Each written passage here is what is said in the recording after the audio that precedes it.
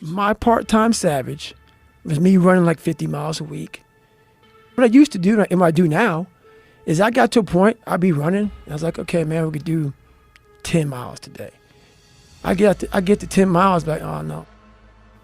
That fucking demon that I let out every morning that walks the streets at night, he comes and says, no, bitch, not today, man. There's somebody out there that you don't know, have never met in your entire life, that is doing 12, 13, 14. You're gonna do another one.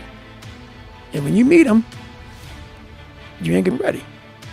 So, Goggins kept on running. So that's where the 40% thing comes in. It comes in when you're in suffer mode and you say, I'm not gonna quit. You're forcing your brain now to operate on a level it's not used to, but then it becomes used to it.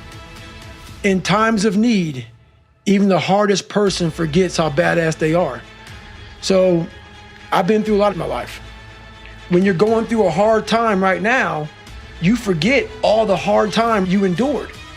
So the cookie jar is a reminder that, oh, I can get through this hard time right now, but you gotta take a second or two to reach into the mental cookie jar.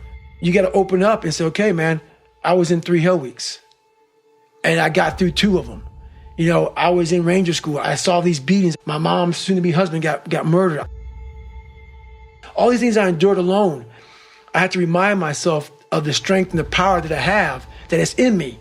It's just a reminder of how badass you are in hard times, because, you know, we just forget that bad time consumes our mind.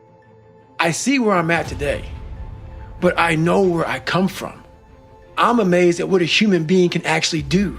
So when I start talking to myself in the third person, it's strictly because I know that I literally made this human being out of a whole bunch of scraps. You know, I wasn't a mechanic. I wasn't a carpenter, so I didn't know how to do any of this. You know, I wasn't trained in how to build a human being from nothing. You know, like my mom didn't train me, my dad didn't train me, life didn't train me. Well, life did train me, correction. And I started putting this scrap metal together. I'm like, I wonder what's gonna happen. The mind always has the tactical advantage over you. Why is that?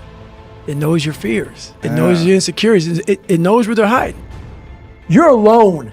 You're alone. You may have a shrink you're going to, you may have a best friend you're going to, but there's 24 hours in the day where you're alone in this brain, and your brain is talking to you in all kinds of ways, and it wants to control you and pull you in these different pockets. If you can't control your own brain and your brain controls you, you're f***ed. You got to tell your brain where you want to go and how you want to go and how you want to get there. You got to control it. If not, it's over. We have a lot more than we think we have. And all I did was I picked up that fucking shovel, and that shovel, I made my own path. And you may have big boulders, and they may be getting 200 miles up the road faster than you, but going through this path of life, this journey over here, there may be some days I get up with poopy pants, and I'm like, you know what, man, this, man. Like, why am I having this such a structured life? Why? And I'm like, you know what, I'm good. I'm done with this shit. And I sit around and I say, okay, so you want to be normal. So you just want to be like everybody else that roams the world, not knowing the power that's in them, being fine with being mediocre. I'm like, fuck that, man. Mm-hmm. The worst thing that happened to me is I lost myself. I never had myself. I never found myself. I had no self-esteem. So I knew through working out and through learning, because it took a lot for me to learn also, I started finding self-esteem. Once I found that, that's when doors started opening up. I stopped caring about people, that what they thought, being judged. Wow, if I say this, if I started right now, are you gonna make fun of me? I stopped caring about that. And that's when my life started really changing for me, slowly but surely. I could barely read and write when I was in a junior in high school. I wasn't going anywhere. I was a character.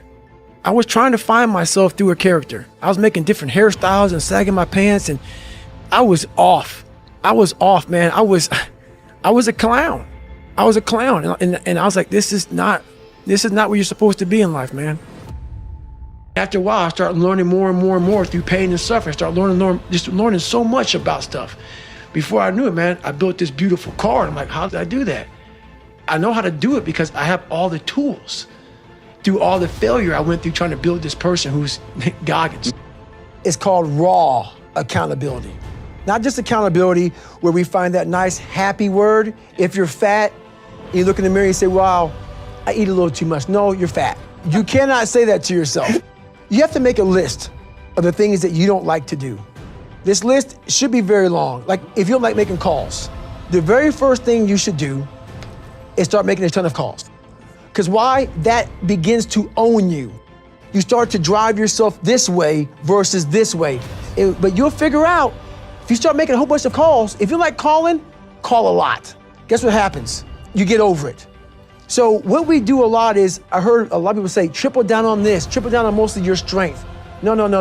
That works for a lot of things. But when you're afraid,